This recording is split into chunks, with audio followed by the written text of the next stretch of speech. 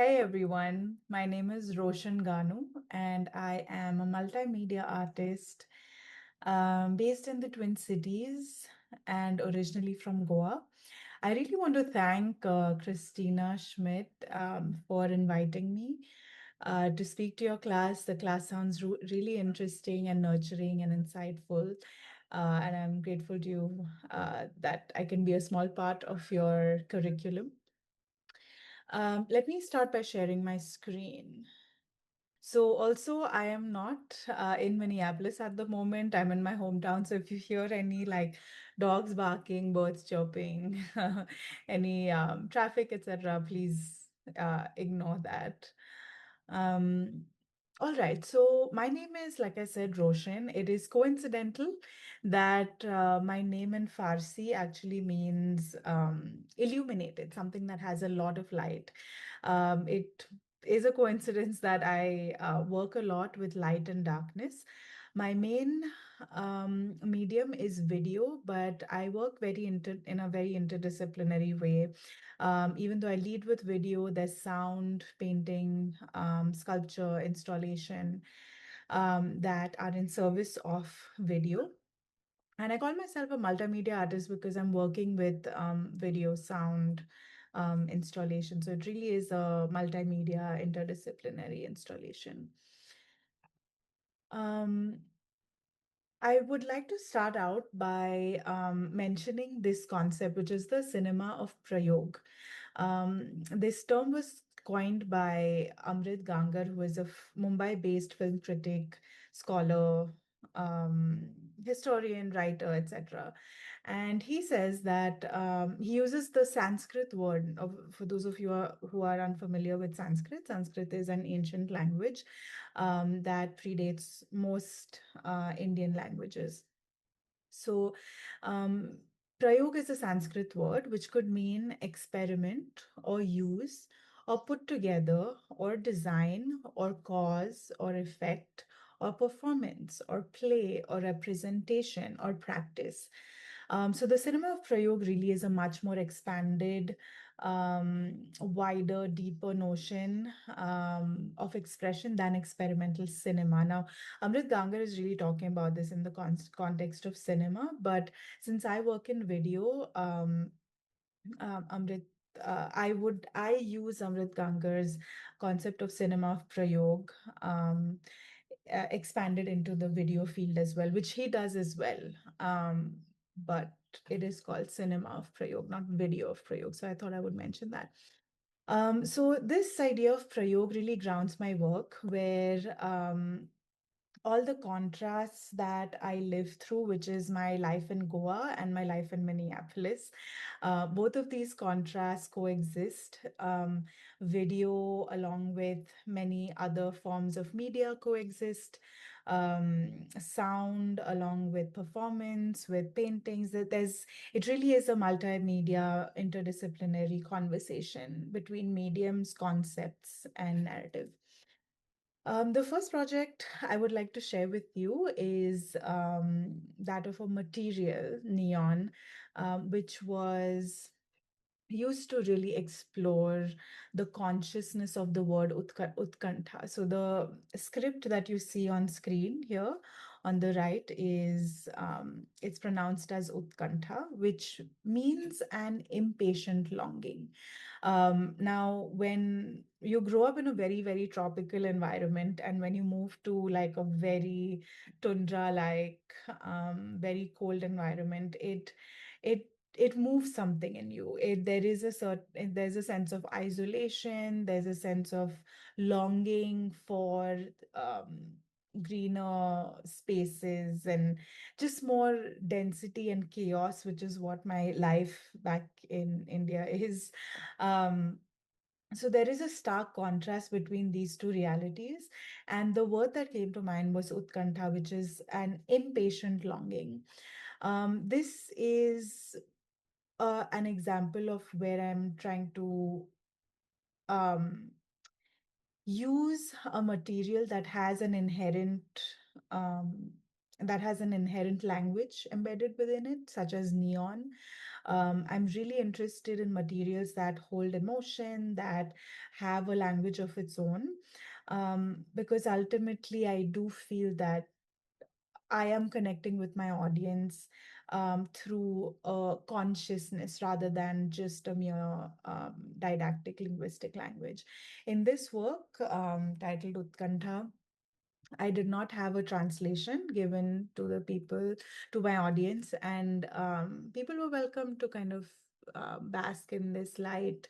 There was this moving image collage that was accompanying the neon sign. This moving image collage is where I really start exploring, um, where I'm exploring how moving image can be collaged together to create an affect, to create an emotion, and which speaks with the light of the neon.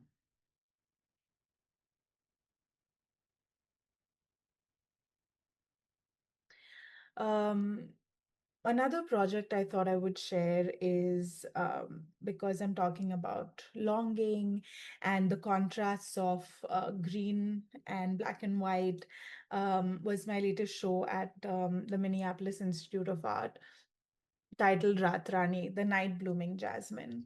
In this project, I am exploring the night. If you notice in all of my work, some of which I will share in the upcoming slides, I'm really fascinated by the night. The night is a place for me. I feel as a woman, as a girl growing up in India, the night was really not a place for me to inhabit. Um, there's always like it was very precautionary, the message before going out at night, like, oh, like, don't go out at night, it's not safe, or it's not right for you as a girl morally, ethically, for us, to venture out into the night. And I just really love the night. It is a space I feel the most myself even today. And I do know that this messaging of safety and danger about the night for a girl, female, or any other, um, or other genders is very limited, like it is not encouraged. And I always really loved the night. So it was the moment when there were festivals like Diwali, which is the festival of lights, or Kojagiri Purnima, which is the full moon night, uh, which has the largest full moon that night. There are moments like these in mythology and through mythology in our festivals where we were allowed to be at night. Legitimately. So, the Ratrani, the night blooming jasmine, was a metaphor for just enjoying the night. And the idea came from this concept of Narkasur. So, in Diwali, during Diwali, the night before Diwali begins, there is a tradition of burning the Narkasur. Narkasur is Narka Asur. Narka is hell. Asur is, for the lack of a better translation, it's demon, a bad entity. So, Narkasur night in Goa is amazing. There are these multiple effigies of Narkasur that spring up all around Goa and the neighboring region.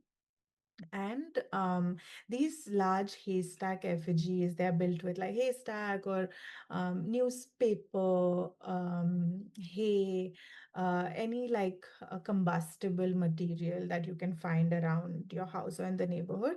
And there are these really large effigies that are built, and neighborhoods, families, communities come together about a month or 2 months before this night to build these haystack large effigies of Narkasur. And the most interesting part for me was obviously being out at night. So these demons were paraded around in capital cities and in the capital city and like in other cities and small towns, and they were out for display for people to just come and enjoy these these creations. And that was one, and this was like at night, like after 9 o'clock or 10 o'clock. We used to go out and walk around the neighborhoods and see what people have made, including our own neighborhood. And but what was really interesting to me was that this so-called demon was responsible for my liberation. So I could be out at night legitimately and go around meeting these demons. And to me, that was a very interesting paradox. So in Rat Rani, which the word itself is the night blooming jasmine.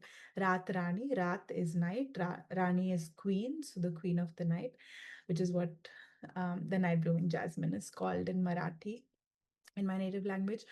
Um, this word became a metaphor just for exploring the night, uh, and exploring the beauty of the night, and not just beauty, but like the anonymity, the ferociousness, just allowing myself to fly as a woman into the night, in an enjoyable way. Again, this exhibition, other than the title, there were didactics with minimal information about the word itself, like it was all in Devanagari, the script. However, the labels were that it was more like me sitting and talking to you, like how I'm doing right now. It was conversational. The language was conversational, and it wasn't literal translation, but more like it was transliteration. It was transdisciplinary translation, where I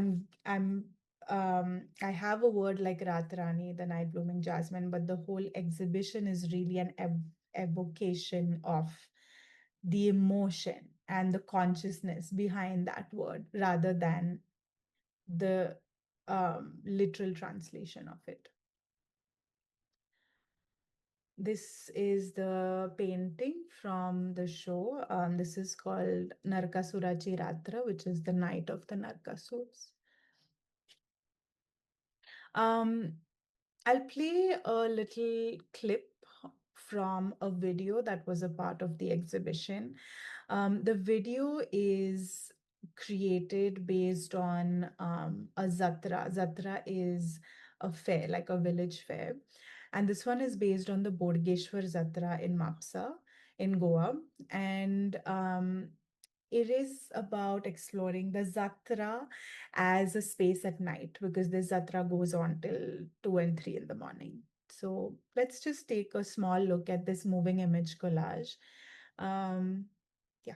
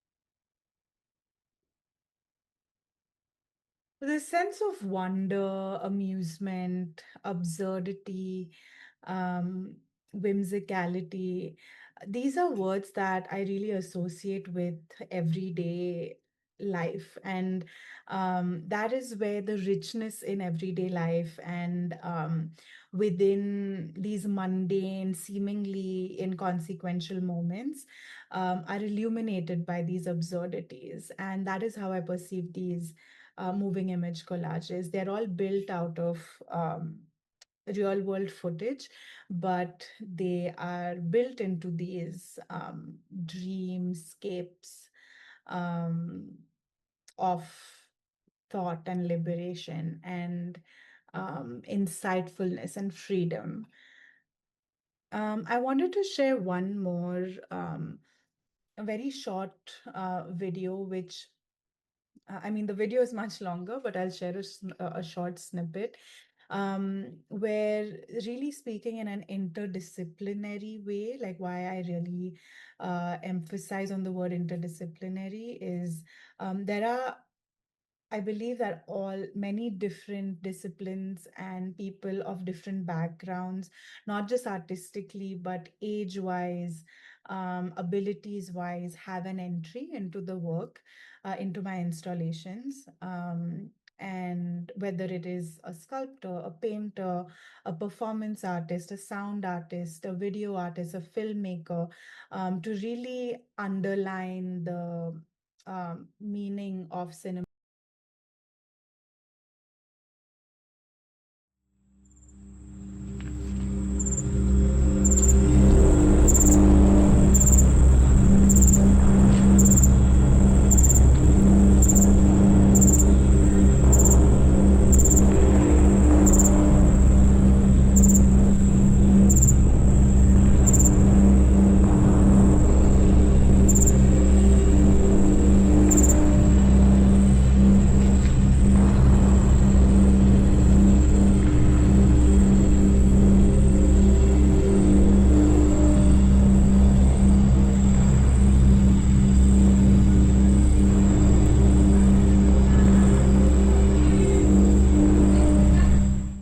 So, Rat Rani, the night blooming jasmine, highlighted how mythology lives in everyday life.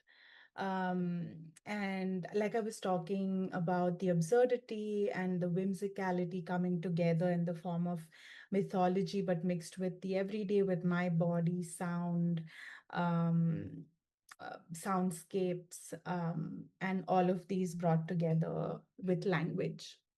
My video works while they are non-linear, they're non-durational, but I also perceive these video works as light through coming through the projector, so morphing, distorting, disorienting this source of light in space to create again an affect in service of the emotion and the consciousness in space.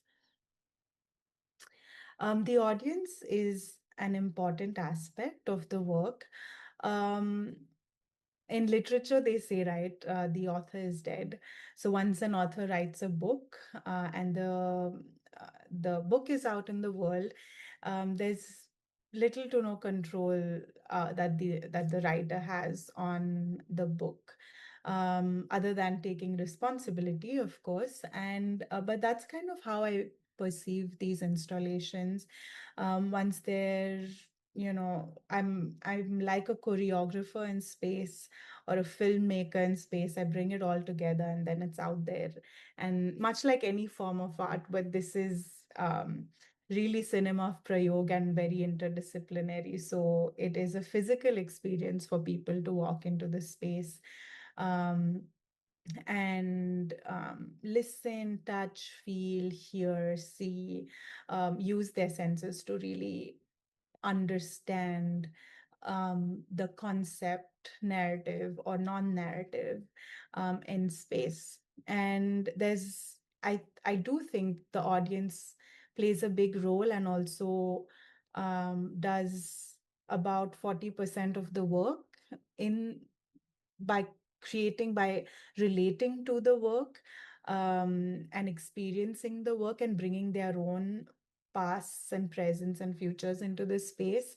And I really, really welcome that. And I believe that that is what really completes the work in space. Also because I'm not giving a lot of translation of these concepts and words, or literal translation at least. It is a transdisciplinary translation. So it would be important for the audience to bring their own experiences to the space and create meaning out of it.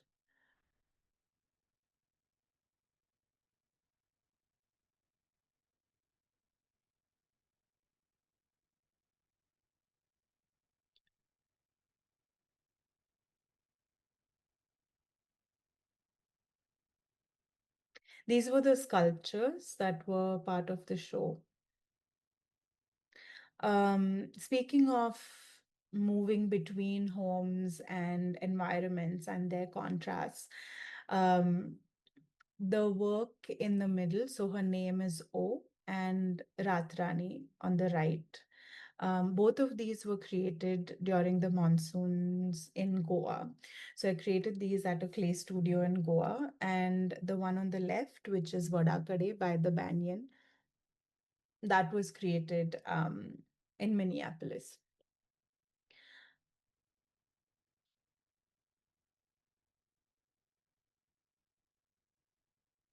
While I think and long for, excuse me, think and long for leaves and green, um, which which are really my way of surviving.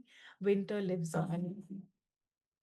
Um, Most of this work is created during winter months. So Ratrani was created during when the landscape outside was black and white.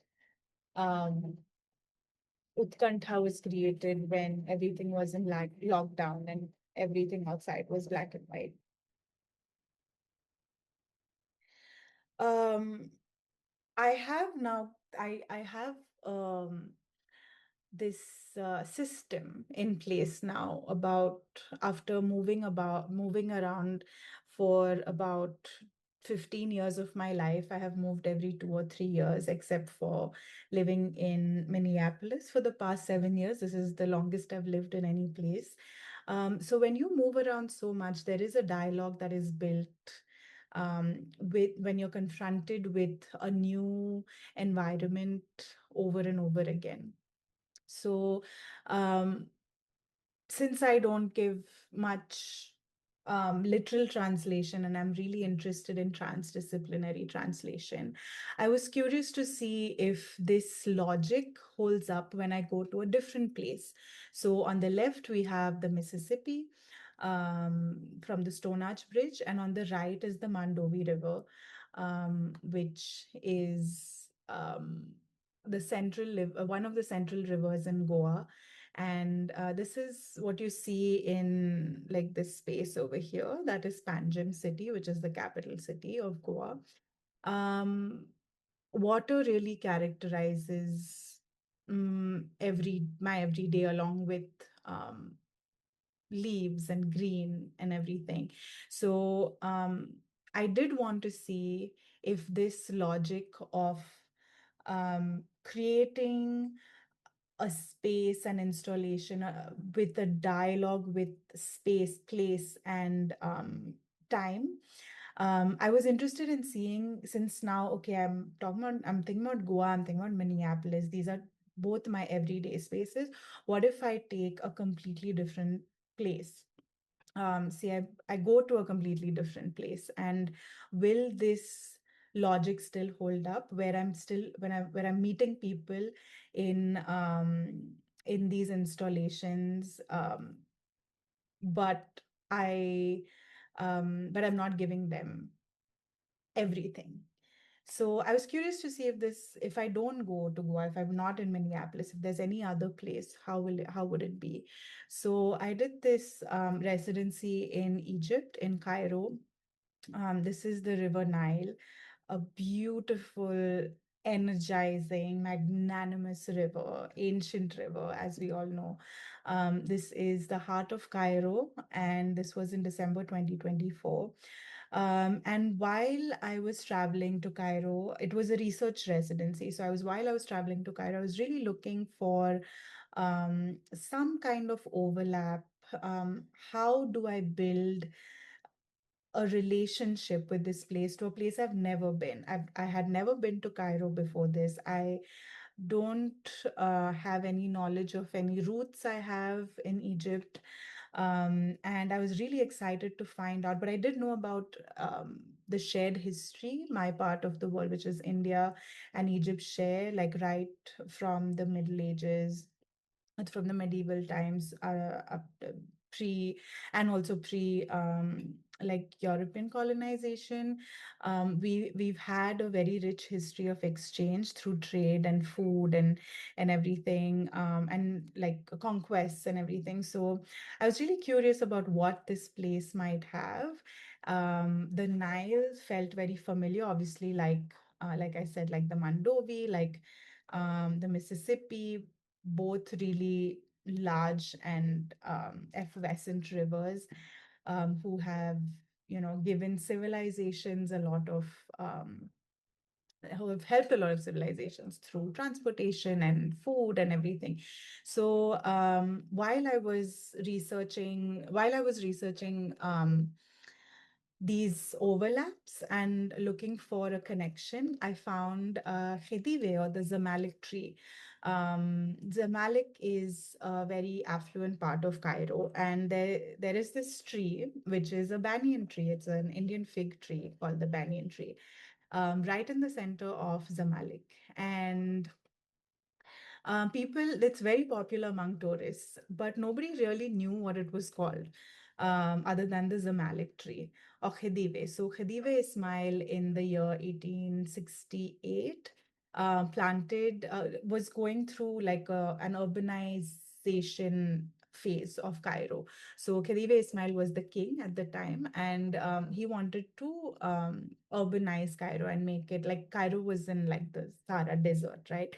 And he wanted to really beautify it. So, because of trade links during that time, he brought a bunch of banyan tree saplings from the Indian subcontinent and he planted them. So, this one is the only surviving tree. There are a lot of, growing like smaller ones that are very, very baby plants that are along streets and roads in Cairo, but like this one is the 100 and something years, 150-year-old tree in Zamalek. So this became my point of departure for my residency.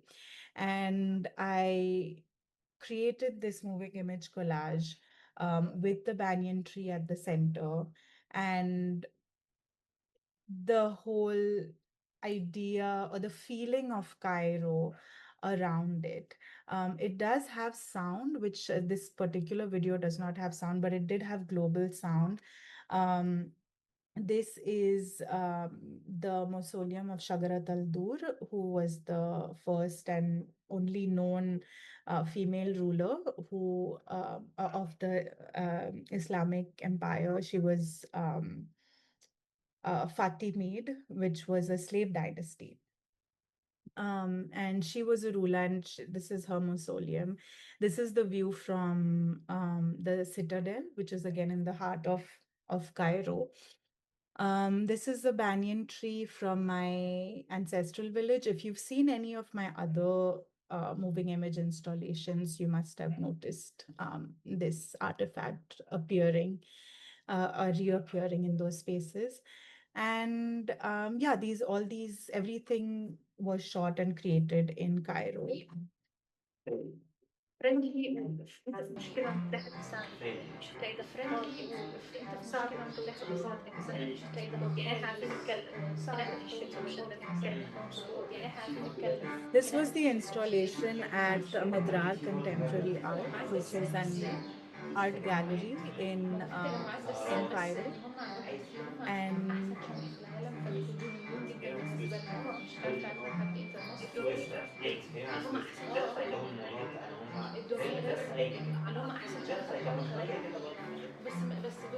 So this installation was at Medrar for Contemporary Art in Cairo, and the work interacted with local people from Cairo, and I was curious to see what how they would receive this, considering a lot of the soundscapes um, had the local tongue in it. So it had a lot of Arabic, it had a lot of Egyptian Arabic, which in fact I did not understand. But I was curious to see how the people would understand this work.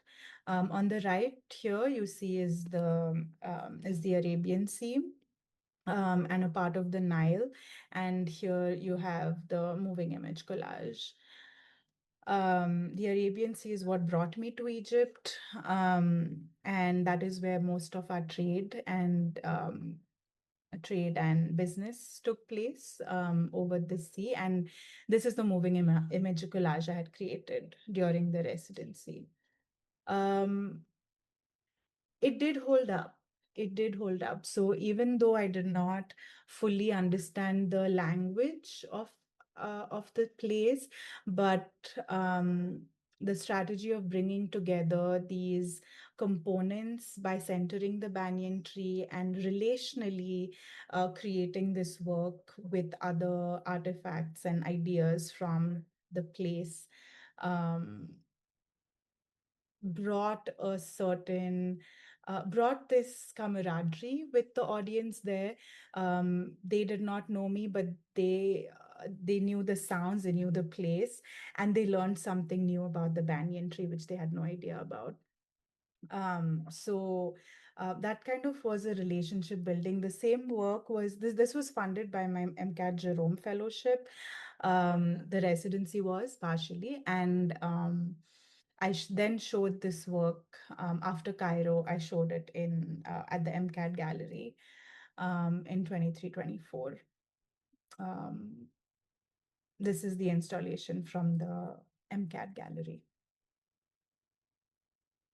Along with the mythological part. Now, I mean, so far from what I've shared, you may have seen there is a overlap. There is an overlap between language, mythology, and nature.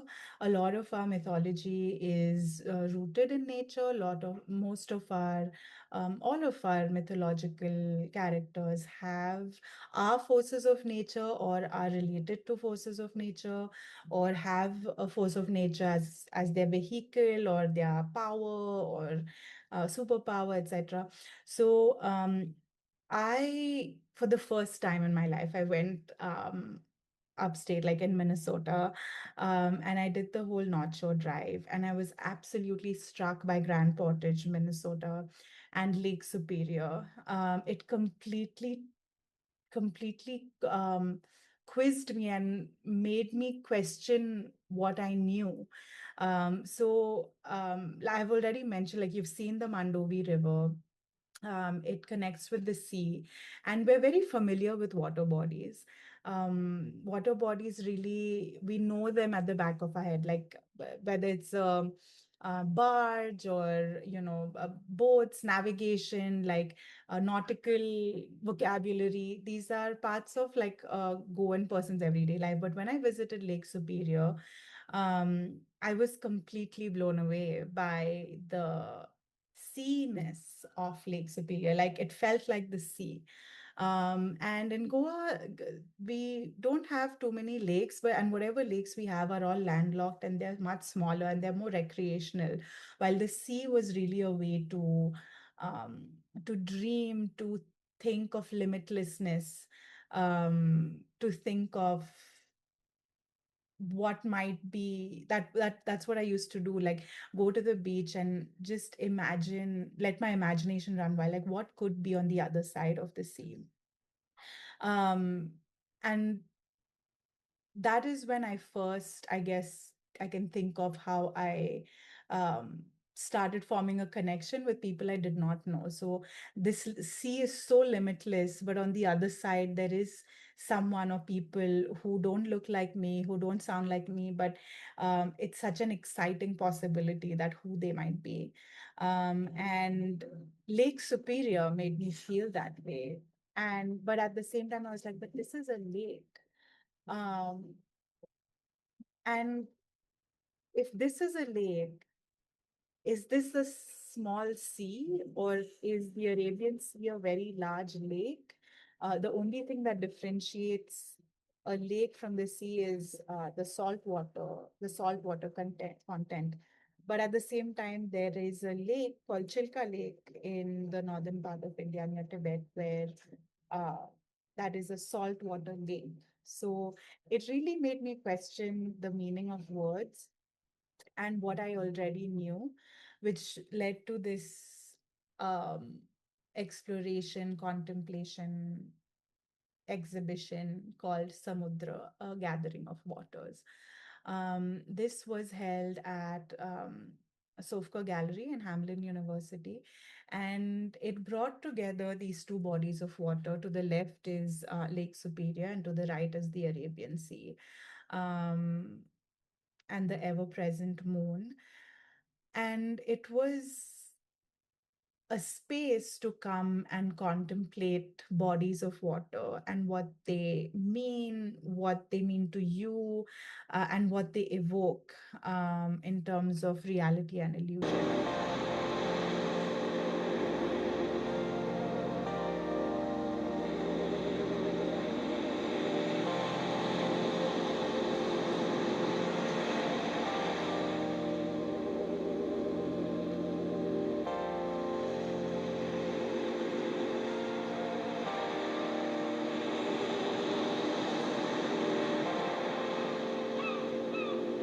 This was the illusion.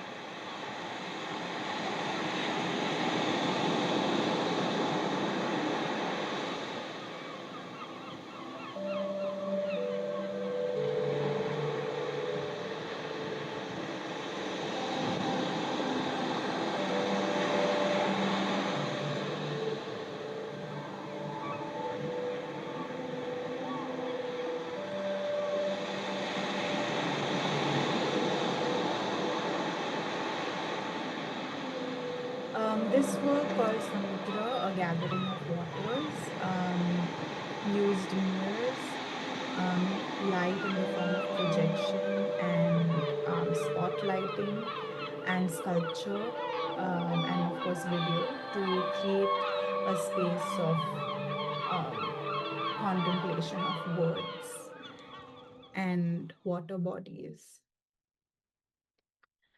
Um, Another project I would like to share, and I think I'll keep this as the last project because I don't know how we're doing on time. Um, Purnima, gazing into the full moon night, was a multimedia again installation, which worked with the idea of the full moon. So this was a two-part series. One was Chandoba, which was a trip into the moon, and Purnima, which is gazing into the full moon night. Chandoba was based on the new moon or new moon night, while Purnima is on the full moon night. So I'll give you a short glimpse of this.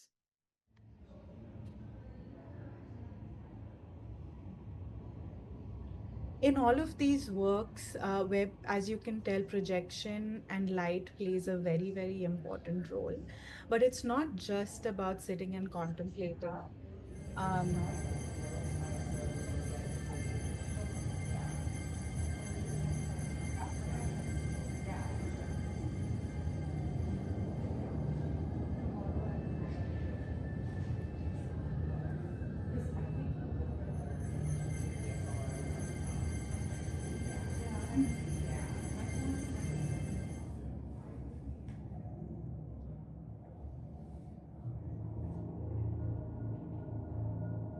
There is a ton of symbolism from mythology, but it is mostly through Indian mythology. But since this is a transdisciplinary translation, um, all of your knowledge about storytelling and your past and your cultures is welcome into this. I have had people from, Korean backgrounds, Korean histories, Argentinian histories, even like Irish or Nordic storytelling, have found similarities in symbols or have projected their own meaning and symbols within these. So these installations really become a play of knowledge and a play of knowing and bringing together all our knowing into this one place of experience and creating meaning out of it. This installation was accompanied by a zine. The zine had a handwritten note in my mother's handwriting, which was the story of Kojagiri Purnima, or the harvest moon night, where the Shankar and Parvati, this god and his partner, this god and goddess, have they fly across the sky on the harvest moon night to see who is enjoying or is mesmerized by the moonshine of the harvest moon. And when they see people outside basking in the moonshine, they bless them. So, again, this is another different kind of an exploration of the night, which, as you can tell, I'm obsessed with. But also, there are so many different ways to approach the night, which has been a constant in most of my work. This was Sandoba Trip into the Moon, which which was a precursor. So this installation came first, and then Purnima, which was the full moon night, and this was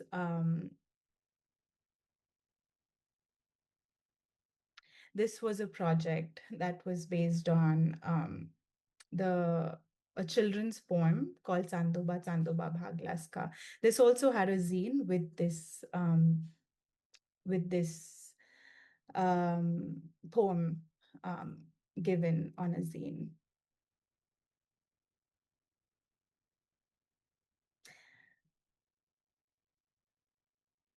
Like I mentioned, this moon face appears in most, if not all, of my installations in some form or the other, either in the as a painted face, drawn face, in other moving image collages, um, in different forms. So much like mythology, I'll bring it back to Amrit Gangar's definition of cinema of Prayog, where there is a story within a story within a story within a story in so many, all these different forms, that at what point does it actually become existence and everyday life?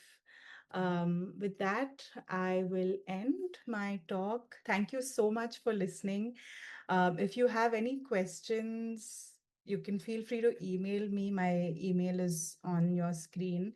And Bling Bling Thoughts is my Instagram account, which is where I post updates about what I'm up to. Um, Thank you so much. I hope to see you at some of my installations. I hope you have a great semester. And I will stop sharing now. And yeah, bye.